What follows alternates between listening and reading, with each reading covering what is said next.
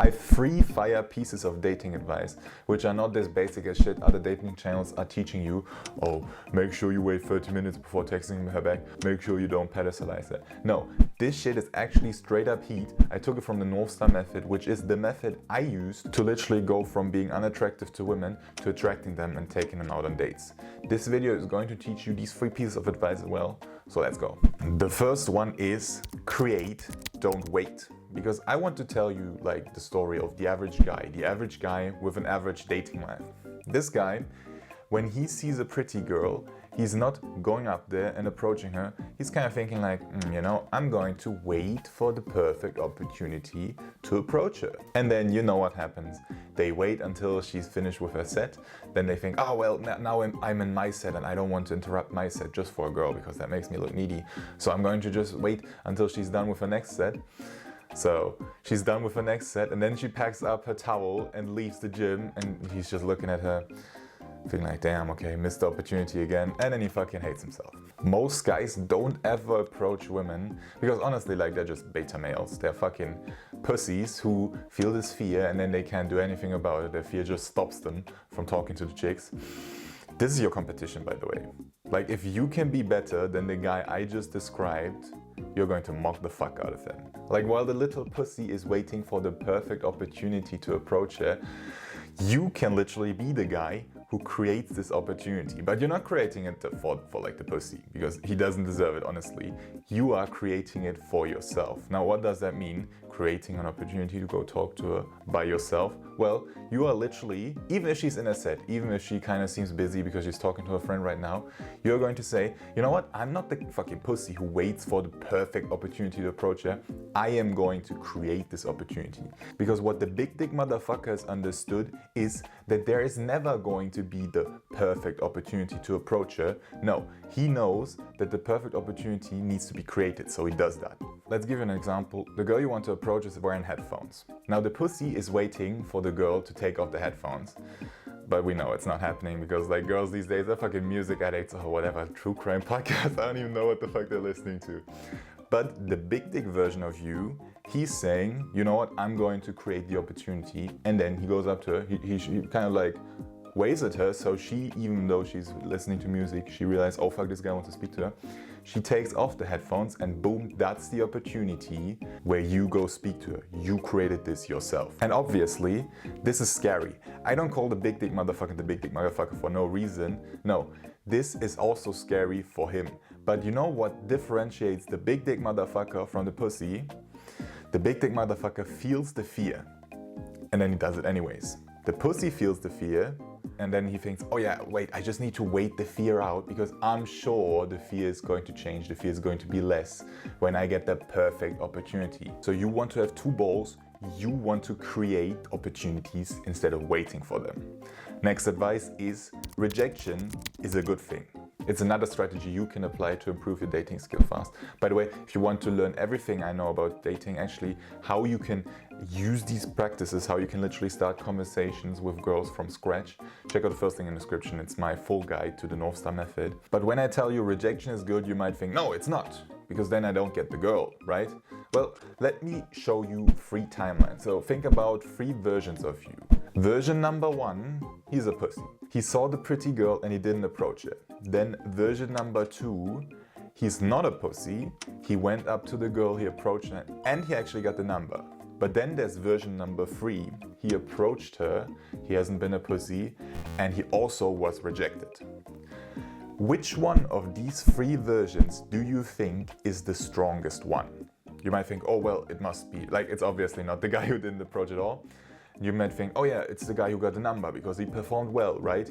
He talked to her in like a smooth way to convince her that he's a cool guy. So it must be the guy who got the number. I don't think so. If you really think about it, the guy who attempted to get the number but was rejected, he's actually the strongest version. You know why? This guy, not only did he beat his fear, but he also felt the pain of being rejected.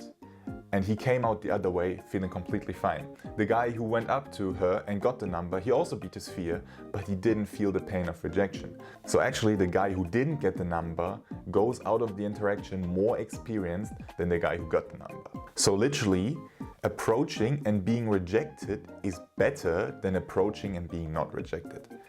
Getting a rejection is a good thing, because what you will realize once you get into the routine of talking to women throughout your day is that the satisfaction does not come from if you get the number or not.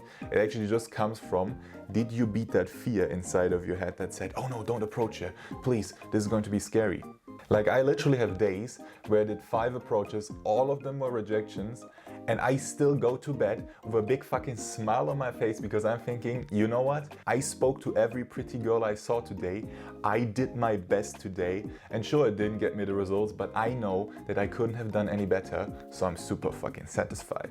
Like, I'm not mad at myself lying in bed thinking like, oh damn, like 5 approaches, all rejections, I should have done better. No, I'm just thinking, damn, I'm a fucking G. I faced my fear 5 times today. And honestly, that's the healthier approach, because if you make cold approach about you and not about getting her number, then you are not needy for her approval. Because think about what would happen if you literally needed the approval of women to have like a good life, to feel good about yourself. That's not a good attachment. You should not give random women this sort of power over your life. Okay, and let's talk about the final piece of advice. Trauma is the bottleneck. And the first reaction I get from all the guys I talk to is, trauma? No, that's gay as fuck. I don't have trauma. I don't want to talk about trauma.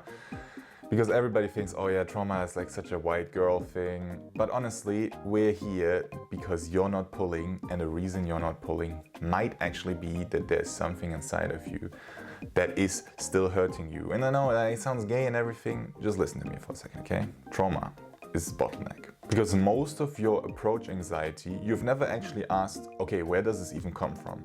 You've only went one level deep, okay? You saw the pretty girl and you felt this fear and you thought, okay, I can't do it because it's scary. Now, you've never asked yourself, I see a pretty girl, I feel fear, why do I feel fear? Because that's the question you actually need to ask yourself, and then you will kind of realize, maybe I feel fear because talking to pretty girls reminds me of that one situation when I was in 7th grade and I tried to talk to a pretty girl, but then she rejected me and it was very painful. And I feel the same fear today because my brain is trying to keep me safe from feeling this pain I felt back then again. Most likely at some point in your past, you have learned that you showing attraction to women is a bad thing because you had a bad experience when you did that. That is trauma. That is what you need to heal. Trauma is bottlenecking you, and you can almost think of it as a wall. Okay, the wall is your fear and you need to jump over that wall. Now the problem is there's a puddle of sludge right before the wall. Obviously you won't be able to build your maximum jump power when you're trying to jump from a puddle of sludge. Okay?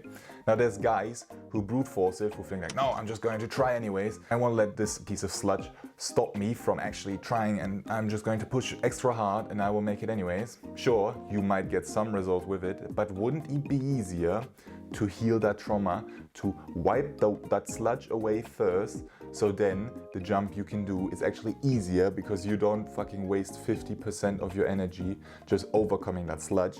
You can brute force it, ignore your trauma, and that's actually what most people do. They're like, no, I don't have trauma, I'm just going to try again, I'm just going to get the reps in. Or you can actually make this jump easier for you by clearing your trauma first, by relearning that your attraction to women is actually okay and it's not a bad thing. Sure, the jump over the wall is still going to be hard and you're still going to need courage to beat this fear, but it's going to be so much easier than when you try to do this while still having this sludge trauma there. Like, clearing this puddle first is probably the highest ROI thing you can do, because then literally every girl you talk to is going to be much easier and you're going to have to expend a lot less energy when you want to overcome that fear. But again, if you want to learn everything I know about dating, if you want to apply the same strategies that got me from unattractive loser to going on dates, then you should check out the first link in the description. Otherwise, you can click and watch this video to keep on learning, or subscribe to the channel right here. I'll see you in the next one.